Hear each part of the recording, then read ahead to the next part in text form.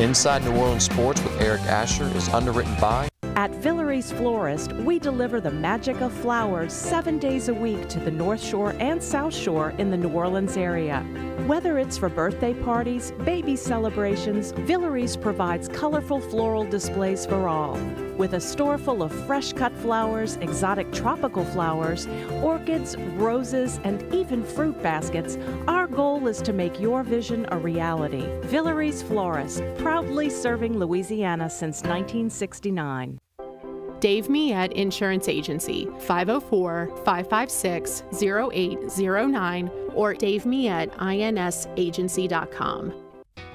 For over 48 years, Southern Tires and Auto Repair has provided services across the New Orleans metro area.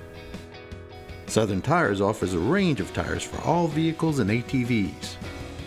We also have a full suite of auto repair options, including brake repair, rim repair, custom exhaust, steering and suspension, tire siping, and so much more. Southern Tires and Auto Repair, 2550 Hickory Avenue in Metairie.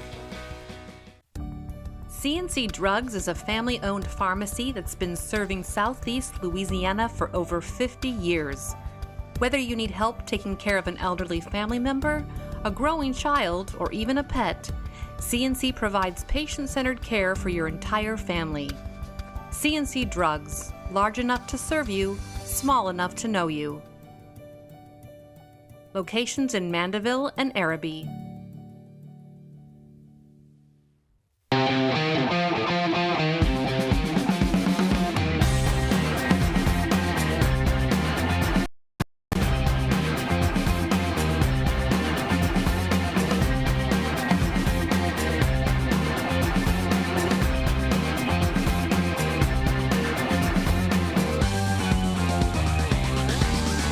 Good afternoon and welcome to another edition of Inside New Orleans Sports, live from our Pontchartrain Productions studios. What a beautiful day here in Old New Orleans. I'm your host, Eric Asher. Over the next hour, we will cover all the home teams. It's football time, right? Saints, LSU, Tulane, Pelicans as well, in the midst of the draft and free agency. We'll get into that. Break. Maybe I'll talk a little high school as well. Find out what's happening with the high school teams as they get ready to kick it off. Joining us, again, one of the best we have here in New Orleans, Jude Young of CrescentCitySports.com, and of course, all access at 106.1 FM Nash Icon. Jude, welcome to the show. Always good to have you.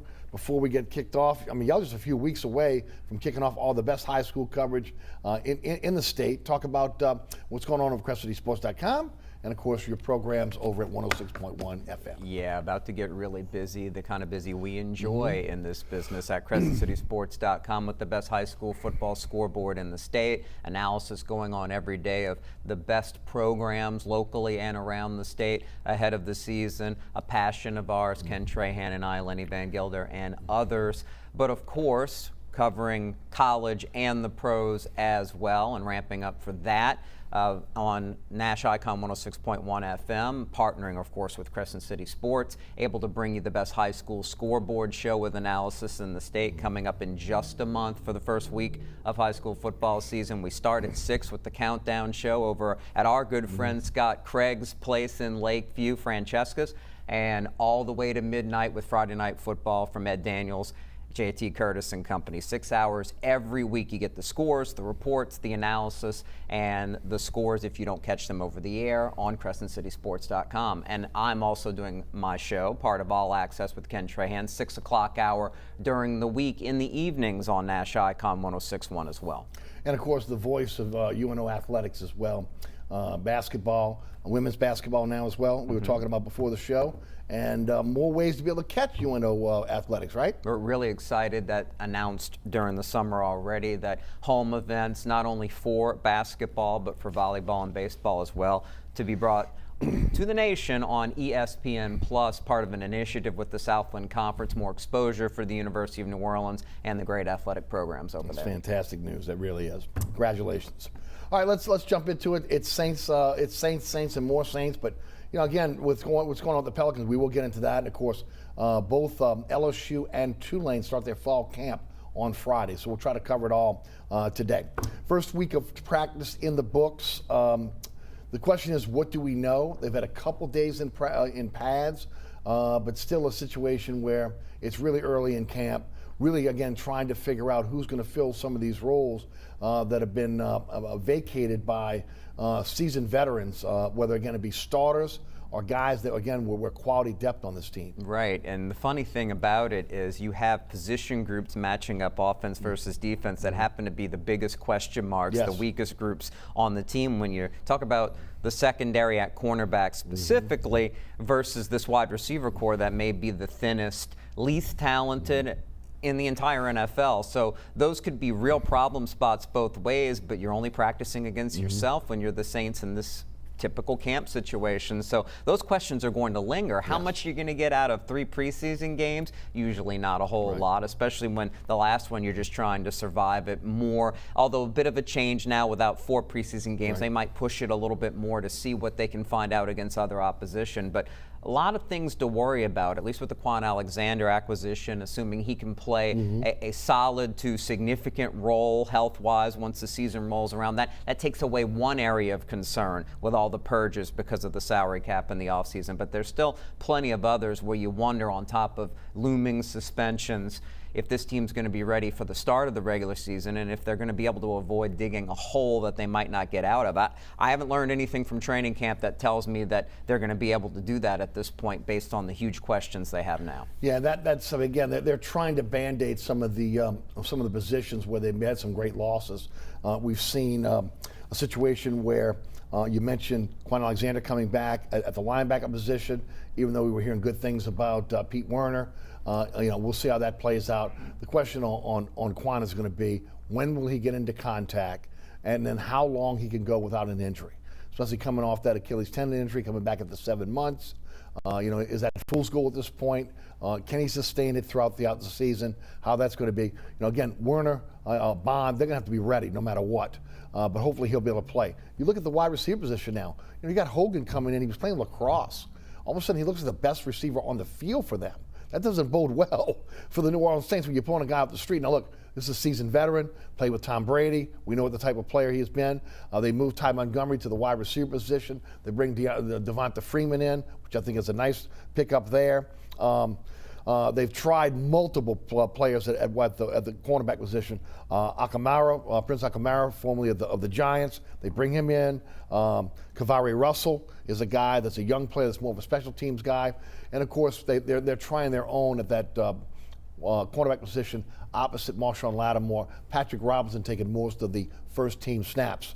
But a lot of vacancies to still fill on this team without a lot of quality players on the market right now. Right, and they spent $3 million on Quan Alexander for this year against the cap, but they still have some room to work with. Yes, they do.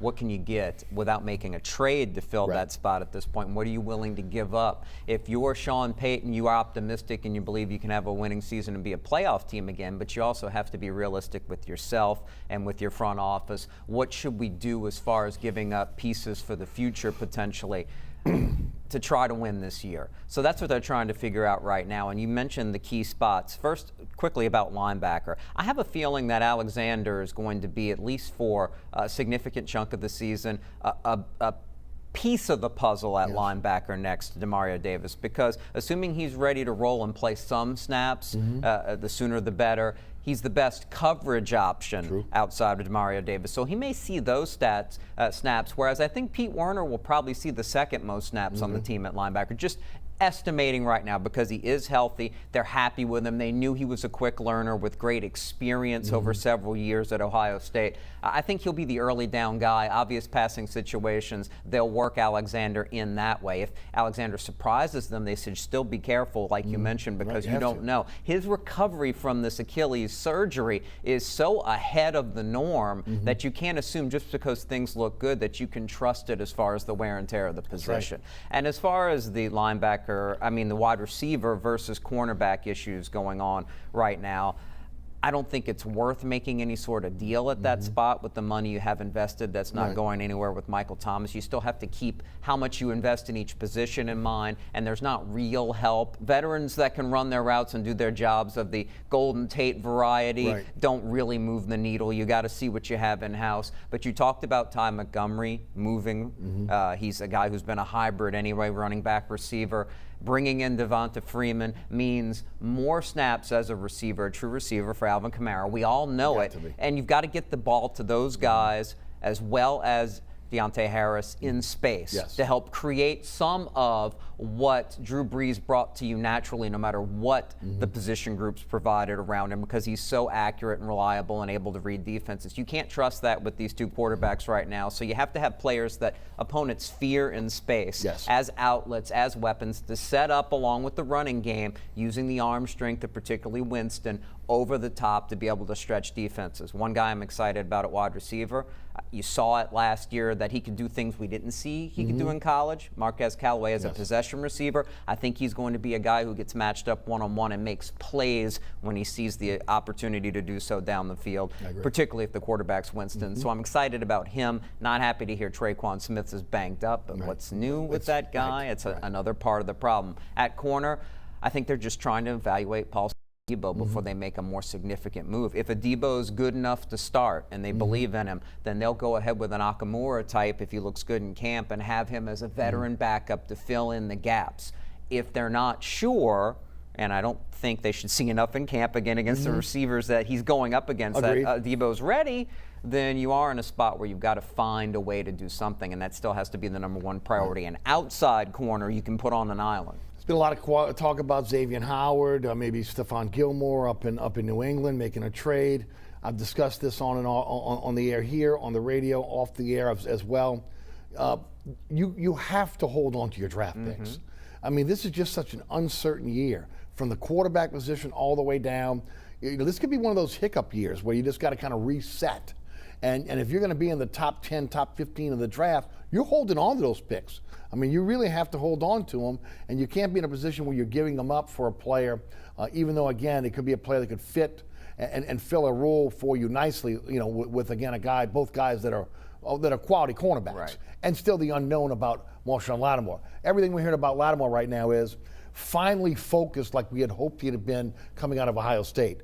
It's a contract year. Sure, and a wake-up call because of the offseason Amen to that. So he has to come in and get the job done, because this next contract may be the only one he gets as far as off the rookie deal and to make his money. So he's going to play well. That doesn't mean I believe they should invest in him for the future until reevaluating in the offseason and having tags to work with to make that decision. But, hey, they need him to play well. We don't know how long he's going to be suspended. I don't think it's going to be that long, but even a game or two is going to be really tough, especially early. 1 or 2 games is what we're believing. Well, look, if we believe is going to happen in Ohio, that because he has never been in trouble before, that they will probably, again, lower the charges on that, which, again, will make it a little bit more palatable for the NFL. He's gone at least for a game. And the same thing is going to be for Deontay Harris with the DUI. He's going to be gone at least a game. Now, for Harris, it may not be in the beginning of the season. It may not be at some point in the middle of the season when this is adjudicated. But, we'll figure out what's going on that. But those are, again, you're looking at 2 critical positions in which, again, you need an influx of talent where you've lost a lot of talent, whether that be through, again, free agency, cuts, or, again, guys that just get surgery. So there's issues there. Takes me right to Michael Thomas and the scenario with him. Look, I've said this on this show and also on the radio show. They are both at fault. Both parties are at fault here. The Saints are at fault because, again, it doesn't look like they stayed on Michael Thomas after that February missed doctor's appointment to be able to make sure that he was going to get the surgery. Whether you had to fly someone out to go see him, whatever you had to do, as much as you got invested in Michael Thomas, you had to do what you had to do. And also not pivoting and realizing this guy's not going to be ready for training camp. Whether that be extending Sanders, getting a free agent to come in at again, a cap-friendly deal, or, again, drafting a wide receiver high in a wide receiver draft that was full of great talent. They did none of the above, staying with the players that they have, and now they're in a situation where even if Thomas comes back mid-season, how effective can he be? Right, and I think everything you just laid out is the reason why I think the mindset of Peyton, Loomis, everybody involved in making decisions about personnel and salary at this point are about, we kind of have to take this as a transition year and take what we get and not make more critical decisions for the future, especially in investment in dollars right now. Because I get what you're saying about, oh, the Saints could have done more to hound Thomas to do it, but in this era, there's only so much you can do with an athlete under a big contract with a huge guarantee in the offseason with the union behind him. He's going to make his own decisions. The problem is Michael Thomas is not making the best decisions, having issues on the sidelines last year when coming back from injury during practice, that you wind up not activating him a game early, but like you would have because he was healthy enough, and then this, and concerns about his attitude in general. It seems like that diva virus at wide receiver. Pun intended here, just a joke, but I mean, he's got it. He's got it. And we've seen other receivers become issues that are too big for the team to handle before, and I'm really worried that he's down that road and he's not going to turn back. Well, and look, the problem is over the next 2 seasons, the dead money you have to absorb if you get rid of him is astronomical. And that's part of the problem here. You know, he has the Saints over a barrel. But at the same time, look, they had a chance last year to be able to make a stand with him. When he got into the issue with Gardner Johnson and then, of course, disrespected the coaches, they could have clawed back some of that bonus or all that bonus. They didn't do it. Right. Instead, again, they played it off as a one-game suspension. I don't even know if it was even conduct detrimental to the team, because that would have triggered that opportunity to be able to take some of that money back. I don't know how they didn't put pressure on him in the offseason, saying, you know what, if you're not living up to getting your surgery, that maybe there's a mechanism to be able to claw some of that money back. Let me say 2 things that you have to keep in mind when you're from the Saints' perspective at that point with that kind of decision to make. One, you have this guy who came into the league and worked his tail off and became the most reliable receiver in football, okay, who has a track record of having a great work ethic. If you do that based on that particular situation, is to decide you're going to use it as an out, you wind up raising eyebrows, opening ears to every athlete in the NFL who sees the Saints do that, and they're not going to know the inside and understand the full situation. They're going to see, look what the Saints did to turn on a guy after signing him to a big deal. It's supposed to be a core guy. That's a bad look, and you have to, it's not as bad in the NBA to deal with that situation as far as the player power and how that spreads around the league, as the Pelicans, I think, are learning in part right now. But it is a factor, and you don't want to create dissension in the locker room, because I'm pretty sure Michael Thomas has still some big-time supporters still in that locker room. A lot less after how he handled this injury situation, you would think. And of course, but back then, you know, he was considered a team leader. Absolutely, absolutely. And the problem is now, look, on what planet did you not think you needed surgery if you have torn ligaments and a torn deltoid? Right. I mean, how do you think that is going to heal over time? I mean, the specialist gave him a month, and then he blew it off. Right. You know, all I'm saying is someone from that organization, whether I'm hounding the agent or I'm sending somebody out to meet Michael Thomas, I'm not allowing this to be able to fester till June. The agent and the player still have their money. Who knows what's inside the player's head? Maybe he believes in natural healing and avoiding surgery at all costs. Maybe he's, during the pandemic, afraid of a procedure like that and something. Who knows what's in his head? He hasn't come forth and said anything, so we're just guessing at this point. And I assume if he's been that difficult to read from the outside, the Saints are at a point where they're having a hard time even communicating it with him on the inside to get those type of answers. Big, obviously, the big story on Airline Drive is the quarterback position. From what we understand from observers, it's neck and neck. You know, I think we'll find out more when we get into the games. Look, I've often said, you know, training camp can be a bit of fool's gold, especially if you're a veteran player. Sure. You have the ability to be able to, again, know the plays, know the calls. If you're paying attention and you're smart and savvy, you know what the guy across from you is, again, what he can do, what his strengths are, what his weaknesses are, speed, etc. And you can, again, anticipate what is going to happen on a play. It's a whole different situation when you're playing against another team. It's why, again, I was a little frustrated to hear that they didn't have the opportunity to practice against Jacksonville. Sure. I think that's the best work you get in camp, when you can have a structured deal against another NFL team and you can measure yourself. So again, we won't really know anything until the preseason games. With that said, it's said to be again, a neck-and-neck race between Taysom Hill and Jameis Winston. And the problem that you face if you're making that decision is to understand that it is not an even race. there are factors outside of what's going on the field, even the leadership in the huddle, where I think, from what we hear, that Jameis Winston's done a really good job, just from comments from players, from those he worked with in the offseason, now a little bit from camp, including his offensive linemen, saying, oh, we just love the guy, that brings a smile to my face, the attitude he brings. The issue is Taysom Hill is older. Taysom Hill is less proven. And are the Saints a better team with a more mature Jameis Winston as the lead and your number one, and moving Taysom Hill back into his full-fledged jack-of-all-trades playmaker role? Right. To me, especially when you have questions about how either one of them is going to do game in, game out over a long season and produce, don't you want to maximize your personnel? That's why I'm guessing in the end, unless Winston really falls apart, if it's close, you have to have Winston as a starter and maximize Hill in the role you know he can make you a better team doing. Right. No, I agree 100%.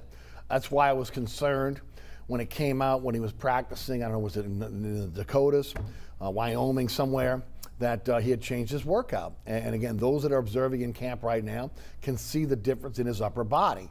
Okay, that's great if you're the quarterback. Right. What happens if you become the jack of all trades guy for a guy that was often injured at BYU every single year? Sure. Miraculously in the NFL, he has been an Iron Man, okay, for the most part. And I mean, he's had some nicks and every now and then, but for the most part, you look at this team, you got to say to yourself, is that going to affect him down the line? Right, that's a great question because of that injury history, although he's been so durable with the Saints. But that's professional strength and conditioning, targeting the issues and the areas where he needs to be in the right spot. So yeah, if he's not as durable because of the way he's conditioned himself, that's just another question mark to deal with. But at the same time, in the end, you can still use him in a role a couple of years ago. Remember the playoff game performance against Minnesota? He might be your second most dangerous tight end type. Right. So he can do that more than taking snaps and running that Wildcat style offense.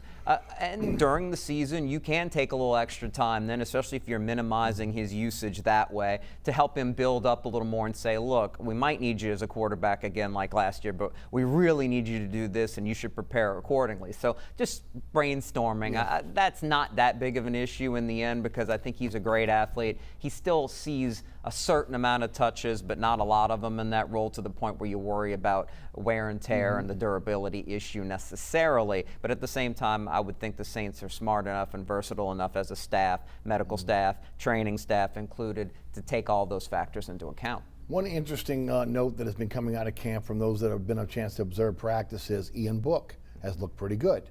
And of course, he came in a lot of question marks. Some say that maybe that was a little bit of an overreach with a fourth-round pick. Obviously, Peyton saw something he liked. I'm not saying he's your guy next year, but I'm saying, again, at least he's impressed those that have been out there watching practice. Right. It's certainly not bad news that a rookie coming in with his experience level in major college football is able to come in and look this solid so far in camp. But I'm not reading too much into that either. I need to see him when the real bullets fly, or the simulated bullets fly, as far as talking about preseason games and how he's able to handle himself. Because the issues I didn't like about him at Notre Dame, and scouts seem to feel the same way, thinking the Saints reached a bit here, is because sometimes his pocket presence is shoddy. Sometimes his accuracy is shoddy. And when he bails out, he tends to predictably bail out, back up, roll to his right. Defenses prepare for those things. They're not game planning in practice. Right. They're just running their skeleton style and quarterbacks offense. are not getting hit. Right, exactly. Okay. He's not, that's one area where I know Peyton likes him, and he's right. This is a tough guy. This guy was willing to take the hits. He was in a lot of big football games, some of them where Notre Dame wasn't in a favorable matchup, and he took the hits and kept coming and battling. So you don't worry about that, but it's just what he's capable of doing based on the fact that, hey, there's a lot of film on him already as he is. He's going to have to improve in a lot of areas to even come close to being more than a career backup from what we know so far. Based on what you've seen so far, of course, we haven't seen any preseason games. Where do you think this team is? I mean, some people think there's going to be a dramatic drop-off from last season. Some believe this is a playoff team, but again, not a team that will vie for the division championship. What are your thoughts? Can this team win running more than they pass for the first time in forever? Right. and lean on their defense as well, because there's still good enough pieces there in that front seven. They're really good and versatile at safety with Chris Richard, really good at instituting from his career track record different zone looks that can help you a little more there and make you less vulnerable. The key being make teams drive the ball down the field. If the Saints are successful running the ball, throw Freeman into the mix and compound it at people, win field position, win time of possession that way more often than not. There's no reason to think that they're not going to be in a whole lot of games, and a healthy Will Lutz, you can rely on him again like he not necessarily could have after he got that weird injury mid-season last year. You can win the game a lot like, but not quite like, maybe think back to the Jim Mora era as opposed to the height of the Peyton Breeze era. Sean Payton will figure out a way to give them a chance to win games. It's going to come down to how many games the quarterbacks are able to win. I agree with that. If the quarterbacks are in a situation where they're not turning the ball over and giving the game away, I think they'll be in most games. And I agree with you. I think we'll see a different team this year. I think we'll see a team that's going to run the ball a little bit more. I think we'll see a team that's going to be much more vertical on the offensive end. And defensively, now that you've got Quan Alexander, that again you hope can stay healthy, that beefs your front seven up. And that's going to help you there as far as that goes. And the ability to, again, if you can get a pass rush, and that's going to be one of the keys going forward. Again, that's going to help you with your cornerback situation as well. First-round pick Peyton Turner turning a lot of heads. Looking really good. Hey, this was a late riser because of his limited experience playing the edge, but it also gained him extra ability to play inside based on how Houston used him over the course of several seasons. So this could wind up being the perfect addition and maybe make the Saints better up front than they would have if Trey Hendrickson were somehow magically back and not making a whole lot of money in Cincinnati. We should stop doubting what the Saints do, especially early in drafts on guys, because, hey, the Marcus Davenport thing, that's still a big question because a big trade was involved. But otherwise, in recent years, they seem to identify the right talent in the first few rounds, and those guys play up to their potential and more. Maybe Turner's the next guy who can make them better this year and for the future. Yeah, again, if you say a novena, if you knock on wood, whatever you want, you just got to pray that this team does not suffer a lot of injuries this year, especially at positions where they were depleted in the offseason, where, again, there's unproven talent there. There's some guys that are young that you're hoping are going to take the next step. That's critical for this team going forward, but you can't have a rash of injuries at one position, especially positions where you're light on talent. And last year, the Saints were one of the more fortunate teams injury-wise on the defensive side of the ball. You need that again, and that is always a mystery. You cannot predict it. If the Saints have injury issues, they have less depth. So they're going to suffer even more now than they have in recent years, and there's nothing they can do about that. No doubt about it. Jude Young is our guest from CrescentCitySports.com, voice of the UNO Privateers, and also 106.1 FM. We'll take a break. We come back. We'll talk Pelicans. You're watching Inside New Orleans Sports. I'm your host, Eric Asher.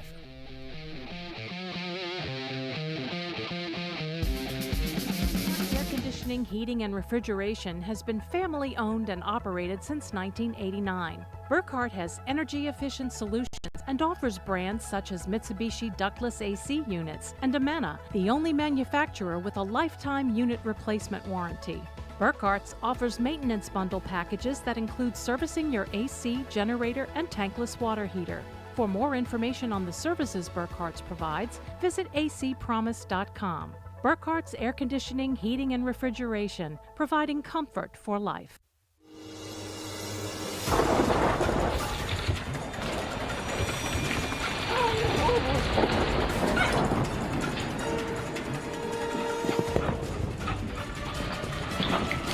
Experiencing rough weather with a bad roof can be a nightmare. It doesn't have to be. Suburban Roofing, because when it comes to roofing, there is a difference. Located at 3701 Iberville Street in Mid-City is Katie's Restaurant and Bar. Open 7 days a week, Katie's offers daily specials for lunch, dinner, and Sunday brunch. Serving New Orleans cuisine such as fried shrimp platters, grilled redfish, and a fully stocked bar. And don't forget about our expanded event seating and local entertainment. Featured on the Best of Food Network's diners, drive-ins, and dives, Katie's Restaurant and Bar. Welcome back to Inside New Orleans Sports. I'm your host, Eric Asher. Jude Young, CrescentCitySports.com, 106.1 FM, and the voice of the UNO Privateers is our guest today. We shift gears to the Pelicans, and a lot going on with the NBA team here in New Orleans. Well, a lot going on with the NBA team here in New Orleans. We'll start with the draft. Again, I thought it was a very solid draft for the Pels.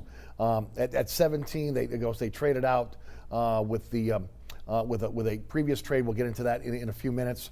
But then they dropped down to 17 from 10 out of the lottery, and they were able to get a guy that is going to come in and should fill a void for this team. Trey Murphy III out of Virginia is a defensive player, but a guy that can knock down the outside shot. He's got a great wingspan. Again, he looks like he could, again, a guy that's been 4 years in college, so you like his ability to maybe come in and be able to make an impact right away. They go out in the second round, they get Herb Jones out of Alabama. Anybody that's watched LSU, Alabama, SEC play, SEC Player of the Year, Defensive Player of the Year in the SEC. The guy did everything for Alabama on the inside, and a guy that, again, is a defensive-minded player that's going to have to work on his shot. But again, you've got a great shooting coach in Fred Vincent. He's a guy that, again, could possibly come in on the defensive end and give you some minutes as well. The rest of the draft, well, they sold it off pretty much for cash. You know, they got to pay off those coaches that, again, they extended or hired, and they've got to pay off that. About $4 million coming back to the team on that, on their draft picks. They did get a future second-round pick, and when they traded the 43rd pick, but the 51st pick, also they got a future second-round pick. My only issue with that is you have a new G League team in Birmingham. You have these second-round picks. This is where you can take a shot on some guys that, again, maybe fell in the draft. You put them in your G League team, and you see if they can flourish down the line here, instead of, again, just selling off the pick for cash and not getting anything back. But I like the draft, okay? Overall, I thought they did a nice job on the draft. I didn't agree with the selling of the picks, but, again, I understand why they did it. Your thoughts? Right. In general, the Pelicans are in a win-now mode. We know this. True. They need to make the playoffs next year, or your management situation is in trouble. Yes. We can go into that, but everybody knows that follows the team at this point.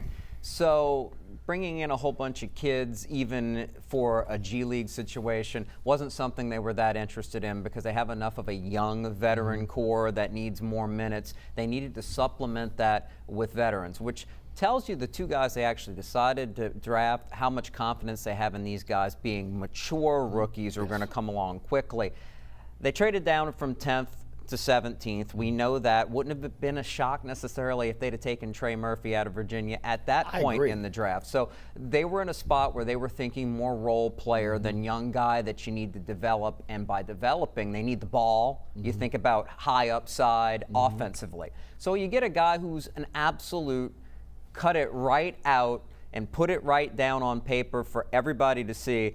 3-and-D player who's ready to do that. Yes. You're very fortunate to get a guy like that. It's a deep enough draft, so you can trade down and still do it at 17. Murphy spent 2 years at Rice. He was a good shooter there, made the move up because he could to transfer to a place like Virginia, where if you don't play defense, you don't play, and he became their most valuable and versatile defender while also knocking down 40+% of his threes. Can he do a lot with the ball in his hands off the dribble and create? No, but he can knock down shots. He plays well off the ball, good cutting to the basket and getting himself easy buckets. And he's a guy who's shot up in height, a growth spurt that he still doesn't know his capabilities. He's still learning it, but you already know he can shoot. He can match up. He can switch defensively. A lot to like there that's going to help you now and moving forward, and absolutely fits a team where you already have two high ball usage scorers who are going to draw extra attention, and you're going to be the open recipient of that to knock down the shots that the Pelicans needed to become a better outside shooting team. Herb Jones doesn't bring that, as you mentioned. He brings everything else. He can even run the point for you. He did that for really good Alabama teams, especially last year's team that was a legit national title contender. You can get better at shooting. But if you have somebody that comes off the bench like a Josh Hart, who doesn't look like he's going to be back here, who's not the greatest shooter, but he brings you a lot of other things, that's a good, cheap replacement for that if he earns it, because you put him on the two-way contract. He develops that shot a little bit more and gets used to the speed and spacing of the NBA game in the G League, and then comes and helps you when you need to fill in the gap. So from that perspective, two draft picks that you can't quibble a whole lot with. No, not at all. Of course, it all started with, again, the trade to Memphis. Again, trading Adams and Bledsoe, the 10th pick, the 40th pick in this draft, and a top 10 2022 Lakers #1 pick that was sent, and they got Valanciunas back. They got the 17th pick back, the 51st pick back. They created $36 to $39 million in cap room, and of course that set them up for what happened next. Now again, the trade is not official until tomorrow, meaning again Friday, August the 6th. There have been rumors since draft night that trade is going to be expanded to include again some veteran NBA players coming back to New Orleans. Been speculated maybe Joe Ingles, maybe a Buddy Hield. They needed shooters, and that's going to happen. That has not happened as of yet, but we'll find that out again when that trade comes due, and that will happen on August the 6th, which is Friday. As the trade, that trade comes to fruition, they go into free agency very, very quickly on Monday. Lonzo Ball gets a 4-year, $85 million contract from the Chicago Bulls. It's a sign and trade. They bring back Garrett Temple. They extend him to a 3-year deal, $5 million a year. The first 2 years of those guaranteed. Tomas Satoransky is part of that deal. He is rumored to be part of, again, on the move on a possible trade that may happen by Friday. A second-round pick came back. They also did a sign and trade with Carolina with the Hornets, and were able to get Devontae Graham, 4 years, $47 million, but they had to give up 2022, their protected lottery pick. Now, and of course, we'll get into Chris Paul and some of the other situations in a minute, but just where we are now, draft, beginning of free agency, not matching Ball, bringing in Devontae Graham. Your thoughts? It's really hard to give any sort of final analysis because we don't know how this is going to wind up closing out yet. Right. Any minute now, when you're watching this, it could have already happened. But I like the idea, and you throw in the draft as well, where they understood their problems. Shooting, defensive versatility, yes, guys who can come in and help you shut down a hot player. But, Jones might be able to factor into that this year. Murphy has talent that says he might be able to do that, and the length that you love on top of that. And a Garrett Temple, a minor part of the big picture, but they extended him because he is proven to be a lockdown NBA defender. He can help you stop the bleeding. Plus a leader. Right. And leadership is really important. That's the next part. Murphy, great reputation. Jones speaks for itself as a leader. His head coach at Alabama, Nate Oates, has just raved about him character-wise. Devontae Graham, the biggest acquisition so far, and you had to give up that protected first-rounder with the lottery protection to get him because you got him at such a great rate, and he wanted to be here. Right.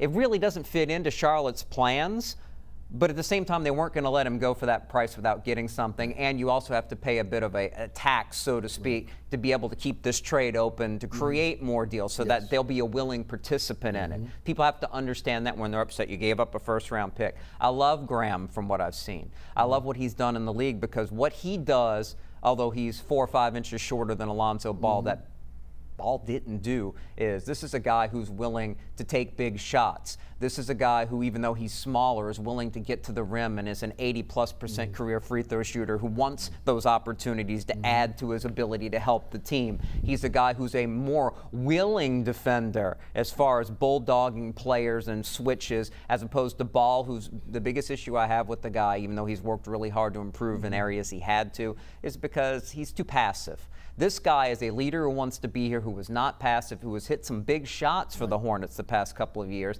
And hey, in a perfect world, he winds up being their 6th man, but he could wind up being a guy who's emerging into more than that. Great investment for less than $12 million a year. Is going to make your locker room better. It's going to help your team's spirit and the ability to go through the NBA season and deal with the highs and lows easier. So I love that. I love the type of people they brought in. Who knows about Satoransky? He could be on the move if they do make another deal, but he's another good NBA vet who is versatile at the guard spots and can hit open shots. Graham's a brilliant catch and shoot guy who can even shoot off the dribble. You know about Murphy. I mean, it's proven, especially the corner three. If you can do that in college, hit the corner three when you're open, you can do it in the NBA because he's going to get more of them with the Pelicans. I love the mindset there. If they can just protect more leads better than they did last year with guys who really didn't want to be here, they're going to win a lot more games. Is it enough to be a playoff team in the West? Who knows? But at least you're set to be a better team. And Griffin, as bad as he was last offseason, running this organization, making those decisions, they are going to be set up to be a better basketball team. If it's good enough to keep his job remains to be seen. Well, and look, I think, again, he's had to erase the mistakes that he made last year. No question. And he's done that. Now, it's cost him draft picks. There's no doubt about that. This wasn't the way that war chest of draft picks was supposed to be utilized, but he's done it. He's recognized the mistakes that was made, quickly gone in and erased those mistakes. So you can be critical maybe of Lonzo Ball, not trading him at the deadline, okay, especially when you end up what you end up with, which is Saturnowski, who again may be the guy that plays for you, Temple, who's a leader, but at the end of his career, and of course the second round pick that you had involved there.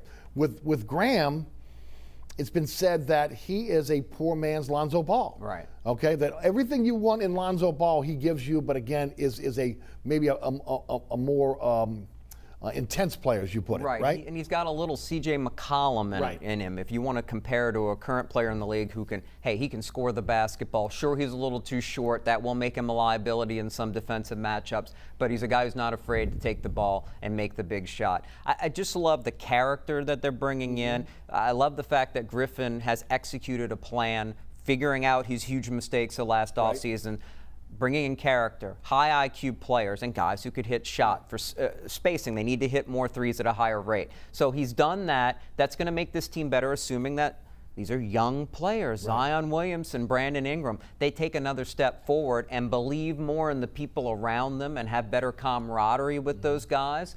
There should be natural improvement there as well. Again, not knowing the last piece of the puzzle here and what we're waiting for, I suspect they're going to bring in another guy who winds up being somebody who can hit shots. Because those names you mentioned, there are others out there. It's got to be a shooter. And if they have that, hey, you got to make shots, outscore people to win NBA regular season games. You got to be a certain level defensively to win championships, but the Pelicans are so far away from worrying about that. Who cares? Let's make that next step. Let's make New Orleans more attractive for players. Let's also keep our flexibility, which so far it looks like they've done to be able to create cap room, still use some of those picks. They made last year. Sure, exactly. They have it now, and they should keep it, and they can jump right into the trade market as soon as February when the next deadline comes along for the unhappy superstar that you can only get by making a trade, because none of them, as we'll talk about, are going to sign here. And that's where we're going next. Yeah.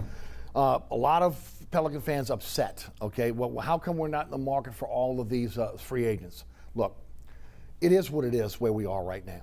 They offered Chris Paul a 3-year, $100 million deal. Well, I would have loved to see Chris Paul come back. It was a roll of the dice. Guy is in his late 30s, okay? You could have been in a situation where Chris Paul could have been injured, and you could have been eating that contract down the line. I give them a lot of credit for at least trying. Bringing him in, he's going to be a box office guy for you. He's going to be better for Zion Williamson. He's going to be a leader for the team. Everything you want. If anything, again, the fallback here is Garrett Temple. Again, he's a poor man's Chris Paul in terms of leadership, what he can do. They tried to go out and get Kyle Lowry. It was said to be over $100 million is what they offered. He signs with the Miami Heat for 3 years for $90 million. Paul signed for a 4-year, $120 million deal with Phoenix, but only $75 million of that is totally guaranteed. Okay, so, but look, you look at the situation with Paul. Paul was with a team that was in the finals last year. Again, you look at Lowry, again, a guy that's older. He's going to a team in Miami that's looked to be a finals team that was in the finals this past year, right? And then people are upset about the fact that Tim Hardaway Jr. turned down 4 years, $88 million with New Orleans and signed for 4 years and $72 million in Dallas. But if you look at Dallas with Luka and then the familiarity with the organization that he's with, it's not. I don't think that's a big deal. Look, to me, and I think you'll agree with this, it's very tough to attract free agents here in New Orleans right now. You have to overpay, and you don't want to overpay. That's why I like the Graham deal. You didn't overpay there, okay? The Valanciunas deal was 1 year, $14 million. Didn't overpay there. You overpaid for Bledsoe and Adams last time. You're in a situation now where you got to draft, you got to sign and trade, you got to trade for talent, because that's where you are right now. Neither Zion or Brandon Ingram have the cachet to say, come play with me in New Orleans. And then you haven't had a sustainable winning culture here in New Orleans to be able to get veterans to say, I want to go to New Orleans and play. Okay, so I think people have to understand that the Pelicans have to stand in line for leftovers because of where they are right now. Now, look, It doesn't help what Zion's family says, that it's a dysfunctional organization, and there's a lot of talk out there. Sure. Zion's out of here after his rookie deal is over. Who's going to commit to this team right now? They have to be able to get rid of the baggage of the past and prove that they're a viable franchise in order to be able to, again, be in the free agent market and get guys like Chris Paul or, again, a guy like Hardaway to be able to come in and to be able to play here, or, again, take less money to come in and play in New Orleans. Love to get your thoughts. If they can just add one more piece that they're working to do that can fit their needs right now, a good veteran that keeps their flexibility for future trades, like you said, it's got to be trades, right, not free agents. They're going to get free agents right Then now. They've had a successful offseason. They should be a better team, and that should show as early as the next trade deadline. Look, we're on the right track. We should have a happier team with a head coach who's going to relate to the players better than Stan Van Gundy. I'm positive of that if he does nothing else. Nothing else. Right. Willie Green's going to do a good job in that area. You're going to shoot the ball better. You still have 2 stars. You hope they stay healthy, and you're in a better spot reputation-wise so that you can jump into the pool if the opportunity presents itself to trade for an established contract, an established star that makes you better.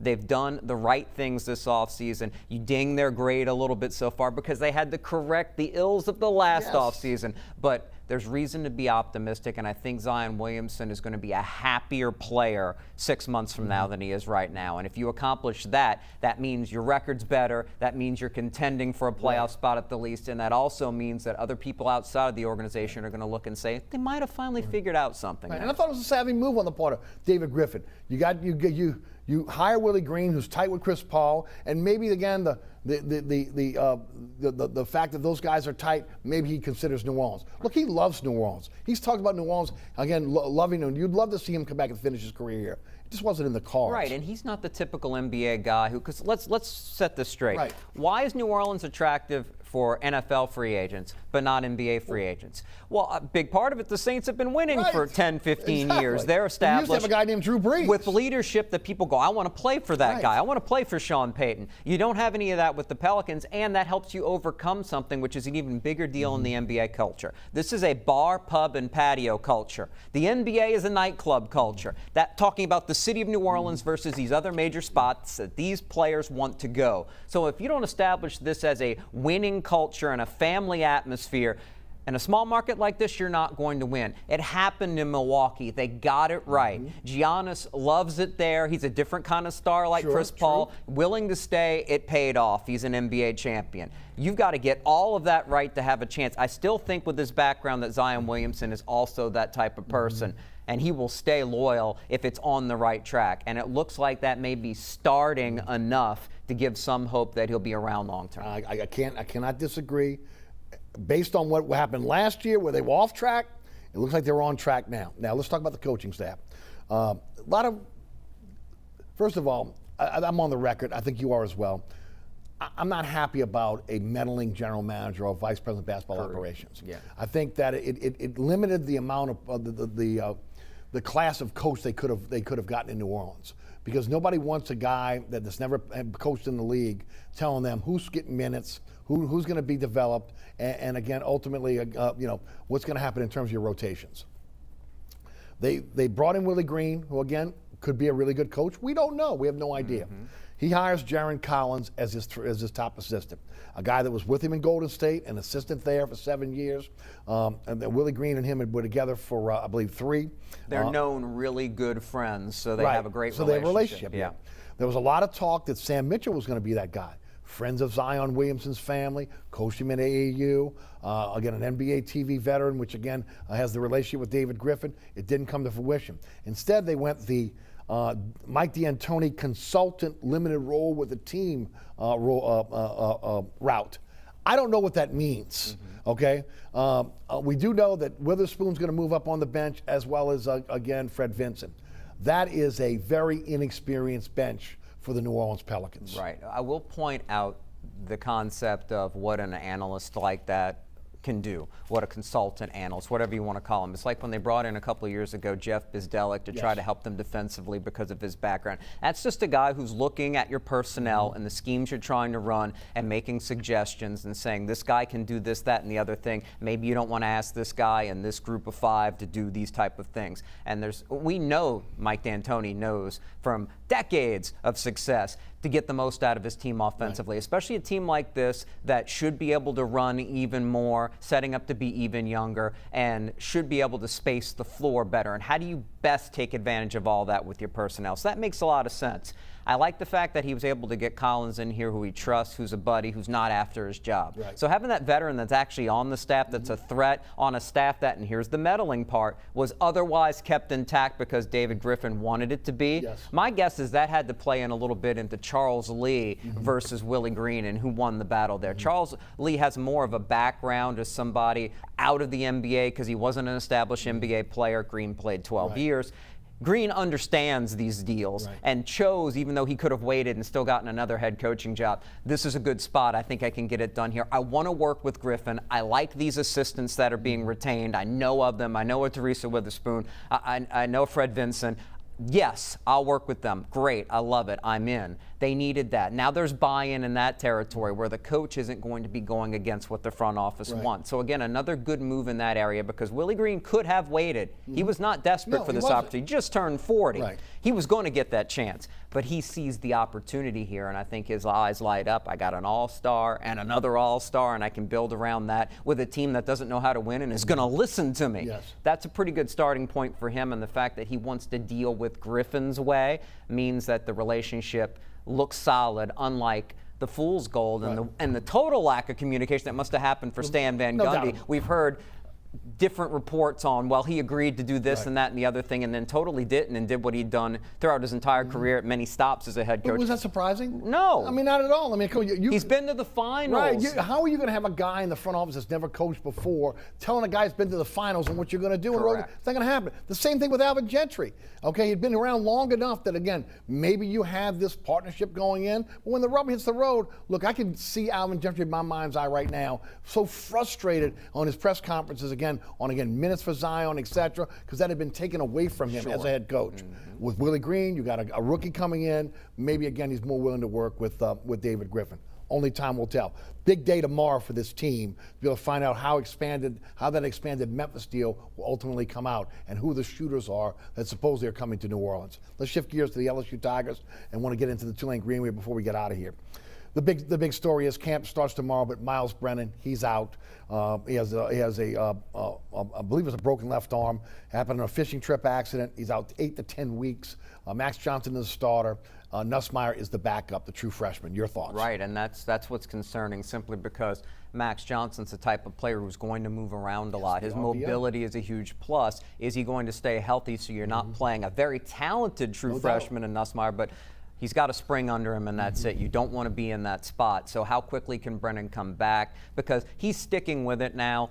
His ability to compete for the job, whether Ed Ogeron was really thinking that way or not, is gone. So his decision to transfer somewhere, it's not there. It wouldn't make any sense. He needs to heal up and prove that he's healthy enough to be able to get out there and play as the backup. Or if something does happen to Johnson, eventually he would wind up being the starter. So that solves a problem in whether he might have transferred out if you'd have named Johnson the starter week 1, because he's so deep into his college career. He wants a shot at the NFL, but it creates another where what happens to Johnson? You're playing a kid who's probably almost certainly not ready. So that does worry you. But I was more of the Max Johnson guy. I think he, as an athlete, he profiles more to a left-handed version of Burrow because of that mobility, and that's what new offensive coordinator Jake Peets recommended, brought in because of Joe Brady's suggestion, probably wants to do. And I still don't buy, even though it's a veteran offensive line, that you can trust these guys against the best competition. Give me a guy who can ad-lib and make plays that might make a difference in games versus somebody like Brennan, who, 1, is a bit of a statue, and 2, clearly not durable, now even on or off the field, bad luck included in that analysis. No doubt.